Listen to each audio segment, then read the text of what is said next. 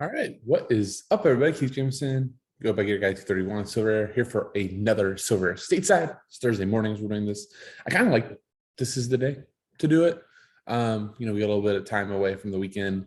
Get to talk a little bit more about like what's happened news-wise, injury-wise, and even take a little better look forward to this weekend. Hope you all have had a great week. Let's just jump right into the content. Quick reminder: like, subscribe, comment to the video. Really helps continue to grow this. And let's just get right into it. I'm at home this time, so I get to use a little bit of screen sharing here. So up on, as long as I'm at home, as long as I can keep my son occupied with YouTube, among other things. So let us jump right in. So first, stock up, Chicharito. Let me just make one note. With a lot of these stock ups, this is not going to be reflective in the price, right? We are in definitely a price dip, even with this form. Chicharito, if you look at his price graph over 3 months, we see the nice little arch before the season down. I bet though, if we put it in the dollar, still a little bit of a dip. But I think we're an overall dip. And, before I go into the stock, I've had a few people ask me this that I've like joined and like are now kind of panicked. They probably bought in here and they're seeing themselves dip a little bit. And I think that's kind of where we're at right now. Is Europe is going down.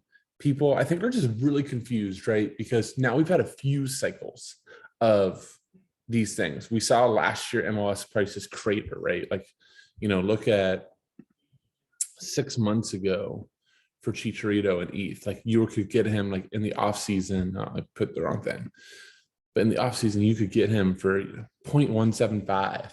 And then before the season, we even see an auction of 0.7, right?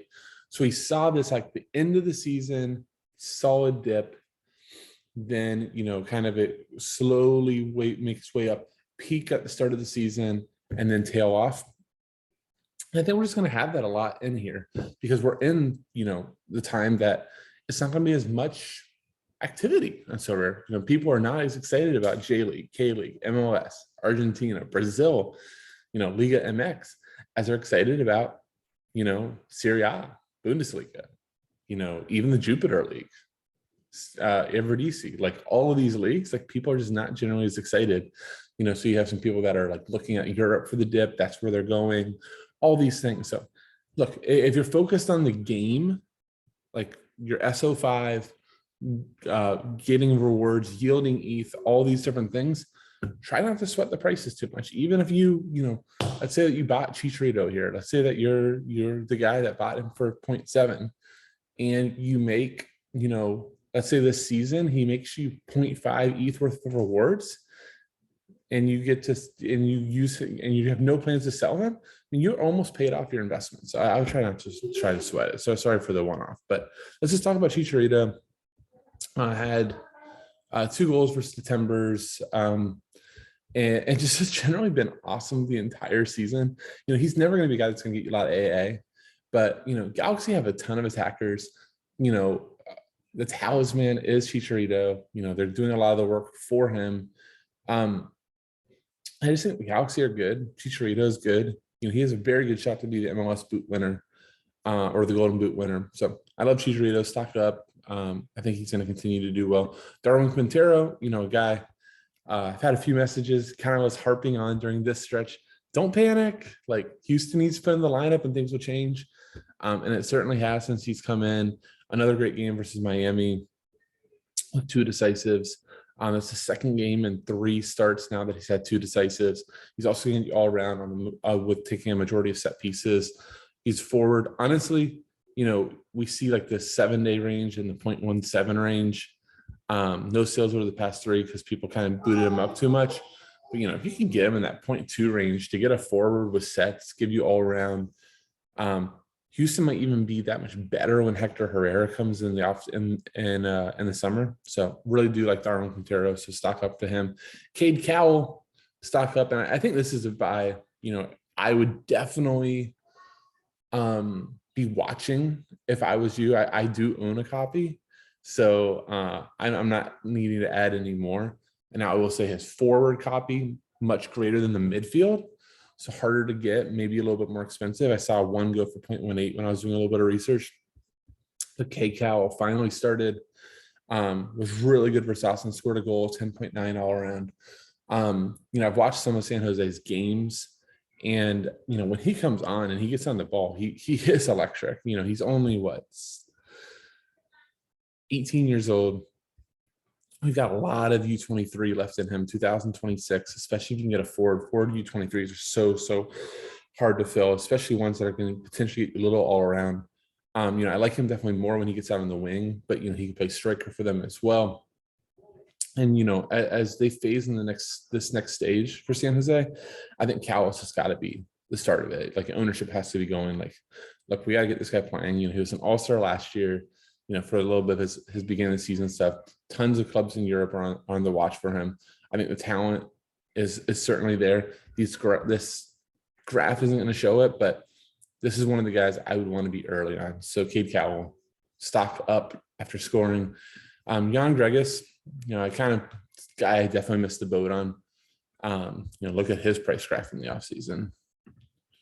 When he had been cut from Minnesota, right? You could get him 0.3, 0.5, and this is just in February, right? This is just for the season. Now we're way up for good reason, taking some set pieces, but really nice all around. Like, look at these AA scores: 12, 23, 18, 26, 20.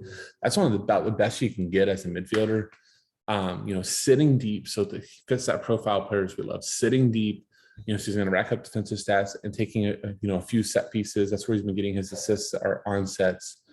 Gregus is former DP for Minnesota, played in Europe, has played for, what is this country? Is it Slovakia? Hey, it is Slovakia. That's cool. So Slovakian national team, good player. Still not that old either, 31. So I don't know if I want to pay 1.15. There's just so many midfielders. But, if you see any dip or you even like that 0.125 range, I think that could be a really, really good buy.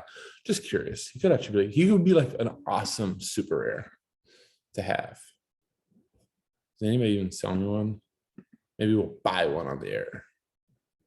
No, we will not buy one for 0.779 or anything in that range. I was thinking if you get him, I was like his super rare for like 0.4, that would be a killer super rare to have. That's kind of like, I have a Pedro Santos and Gaston Jimenez, and neither one get me super excited. Like, oh my God, he's gonna crush. But you put them in those D3 lineups, they crank out 50 to 60, because a good all around. And then if all of a sudden they get a decisive, you're in the 75, 80 range, and then you get your bonus. And if you now get a decisive from your rares, like, you're shooting way up the leaderboard. So he's a good type of great super rare to have if you have it. But even a good rare, great ETH grinder, he's going to start every week. So love Jan Gregus. And finally, stock up Julian Carranza. Look, let's just take note. This is now, I thought it was 3 games straight with a decisive. I feel like there's one not on here. I had in my notes 3. Oh, SofaScore and Opta had 3. I don't know what's on here, but anyhow, even if it's 2, Julian Carranza, locked in starter. Hold on, give me a second. Kid is deciding that he needs something. Give me just a minute. Watch it. Hey, buddy, give me just a second. All right, so back where we were at. Last stock up, Julian Carranza, locked in starter for Philadelphia, who has a nice little run in, right? Columbus at home.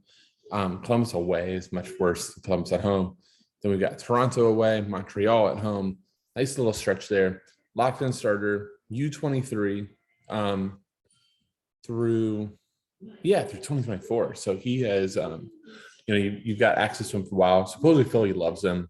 I think, 0.27, we've been seeing him selling this 0.229 range. That's like a brilliant steal for U23 forward. I talked about it with Cowell. But regardless, it's 2 decisive in a row, 3 decisive in a row. Julian Carranza has been looking really good for Philadelphia.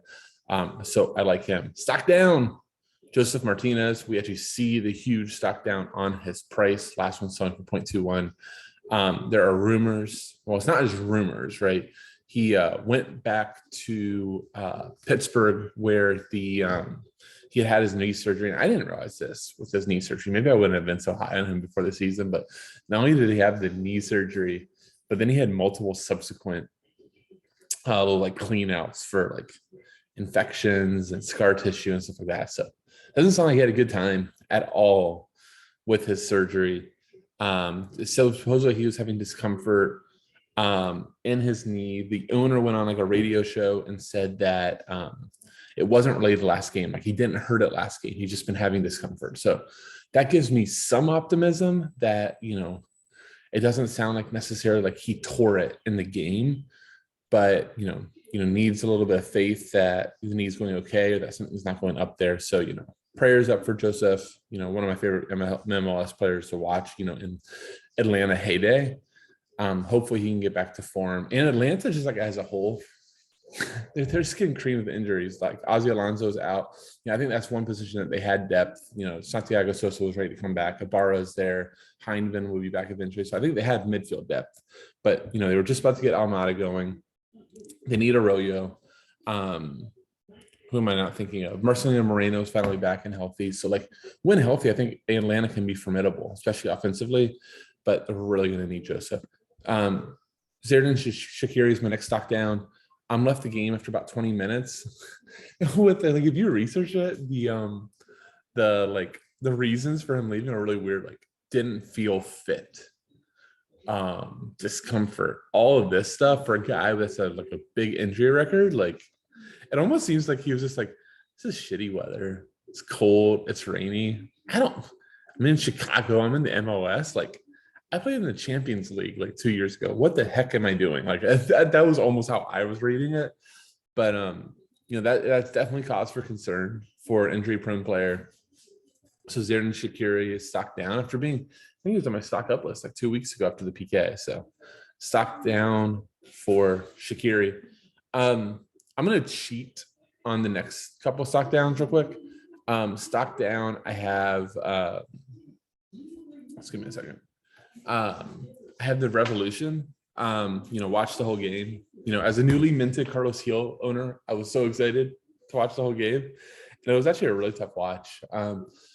New England's just really battered right now. Buxa was coming back from international break, so they started him on the bench. He gets red carded. Gustavo Boo is going to be back in a few weeks, it seems, but still a ways away. Turner's returning to training. I think that could definitely help, but it wasn't like Brad Knighton was the issue. Had a terrible own goal at the very end of the game, but just didn't like create a ton of chances. And if you just like look, ever since that Pumas game, New England's just been struggling. So I think, for a team with such high hopes, with such talent, New England is a big stock down. That could change versus Inter Miami. I think they need to go in there and lay a whooping. But at the same time, like, I try to look at their lineup with outside of Heel. I just don't know where they're going to create offense. It's like Sebastian Lletget and Heel's got to create so much from the midfield and just lay that on a platter for these strikers. It's not the same Josie Altidore. So stock down, Revolution. Stock down, NYCFC after last night, their fourth straight loss.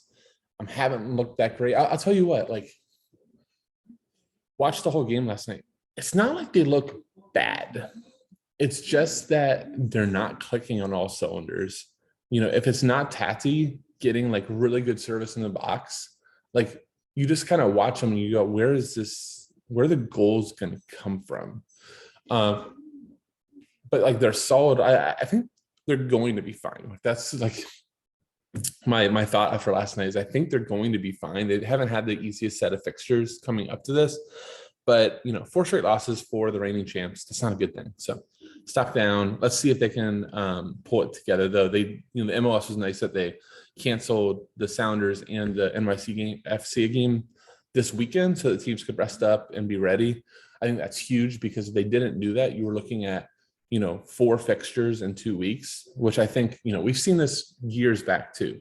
This CONCACAF Champions League, the way it runs, really, really screws with these MLS teams, that don't have a ton of depth to begin with. So, I'm going to give them a little bit of a path, but still show up on stock down. And finally, Timbers, their last 3 straight losses. So last year's runner-up, and they are not in the Champions League, so they do not have that as an excuse. But lost 3-1, 1-1 draw, 4-1 loss. It's letting in a lot of goals. I almost bought Ivicic. Kind of glad I didn't now. I do kind of wonder, like Savarese, if you look back last year, right? Steve Clark was like the easy number one to end the season. But in the middle of the season, when they were letting in some goals, like Savarese was like just like randomly pulling Clark, putting in Ivasic, then back to Clark, even before like the Clark injury, like when he was back, it was just like, I don't know, just almost like wanting a spark. So I wonder if there's going to be a little bit of goalie kick for shake up. Like, is it a Bingham? Does he go really off the board and make Lairdinho like the happiest dude in the world and get like Hunter Salty to start? I don't know, but crazier things have happened. Don't panic meter. A couple guys that are just like fixtures on this list. Hani Mukhtar almost scored, could have been 2 goals versus Columbus. There's a moment that Nashville gets that long stretch of home games. I think Hani Mukhtar is going to go off. So don't panic on him. Jack Price, he's still doing Jack Price things. Like, I'm going to pull him up. But his price is getting nice, right? But Jack Price, like, look at his all around. He had 18.6 for Real Salt Lake. Not great away to Dynamo, 13.8. In the Champions League, 28. Like, the AA is still going to be there. He still fits very much the profile of a guy that we want. Deep lying playmaker, not even playmaker, but deep lying defensive mid with monopoly set pieces. I think he'll come good. Mano Reynoso, was really happy to see him score a goal last week. A little bit softer, a little bit okay matchup. I don't even go softer. Okay matchup away to Austin. That game should have goals in it. He's still taking monopoly set pieces. I think Minnesota does have talent around him. So I'm not going to panic on Reynoso. I do have his card. I'm not panicking. And then finally, Seattle Sounders. I think that kind of came good last night. Made this list yesterday.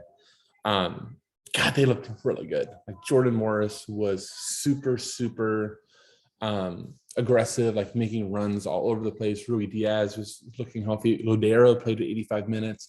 Like, once you get all these guys together, this is a formidable lineup. Like, I think everybody before the season, we were doing nothing but talking about, how much of a buzzsaw this team was with that front six. I think they're finally figuring out how to come together. I think Lodero being in there and being able to play is just a huge deal. But I'll tell you, some of these Sounder prices, if you have a little bit of budget to spend, you want to put together a sexy stack for like the end of the season. And Seattle too. Let me pull up. I'll just pull up Morris. But Seattle's schedule coming up, it's going to get really soft. So I think that they're really an interesting target. Let's see, where do I go on here? Where's the next 5? There we go. Okay, so you got the second. This isn't going to be a great fixture away to NYCFC, up 3-1. They're going to sit deep. Then you got Inter Miami at home, San Jose away, Vancouver at home, Dallas away. They have a makeup at home versus Cincinnati coming up here. Like, you're going to get this really nice run. So if you own a couple of Sounders players, like, just sit tight. It's going to get really nice. For this weekend, a couple of just places 3 matchups I'm going to just mention that are really soft. If you've got players that should go in your premium lineups, consider them captains and all that good stuff. New York Red Bulls home versus Montreal. Montreal's defense is absolutely atrocious. They could have let in like 6 goals versus Cincinnati last week and watched that whole game. Lewis Morgan should be on monopoly set pieces with Frankie Maya injured. I do think that there's a really good shot if you're a Christian Caceres owner that he could start in midfield next to Drew Yearwood. But I think Lewis Morgan is my favorite target. The front line of Red Bulls is a little bit of a mystery. You got a couple guys don't have cards that rotate. Amir Fernandez, like low key, but I would be focusing on like Lewis Morgan. If you have a Drew Yearwood in U23, I think he works. John Tolkien should be decent in U23. Aaron Long, Nealis, Coronel, those are all solid players this week versus Montreal. Real Salt Lake at home versus Toronto. Not very often you're going to get like Real Salt Lake like in a good matchup, like a very, very plus matchup. But Pablo Ruiz has been the talk of U23. I could easily put him on stock up, but I've done that before. Just been awesome. AAA monster. So he is definitely a potential cap choice. You got Justin Merrim splitting sets with him. Krylech could be back. It does look like for Zach McMath owners, if you've been doing that game, you at least have another week. Ochoa is starting to train, but lightly training, so it does not look like he'll be ready for this weekend. So you can fire up McMath. And finally, Revolution. away to Miami. If there was ever a spot that I mean, I guess the only other better spot would be at home versus Miami, but Miami is absolutely atrocious. We thought Charlotte was going to be the team that barely was a professional team, but it's Miami. Letting goals away home to Houston. Now you got Higuain announced, or Higuain's father, not even Higuain's father announcing he's going to retire. Just a lot going wrong in Miami yet again. So, this is a really good get right spot. Not that you would ever not captain Carlos Gil, but this should be a time. I think we're going to have one more week of Brad Knight in. Matt Turner was in training, but wasn't even in cleats. So I think he needs at least just about one more week, but I think that getting Turner back will be big. Josie Altidore should start if you want a cheap streaming forward that could score. I think that could be a good spot. All right, that'll do it. If you have any other questions, feel free to message on Discord at GatorGuy231. Leave comments on the video. I check those as well. Thank you also for watching. With that, I'll say, see you.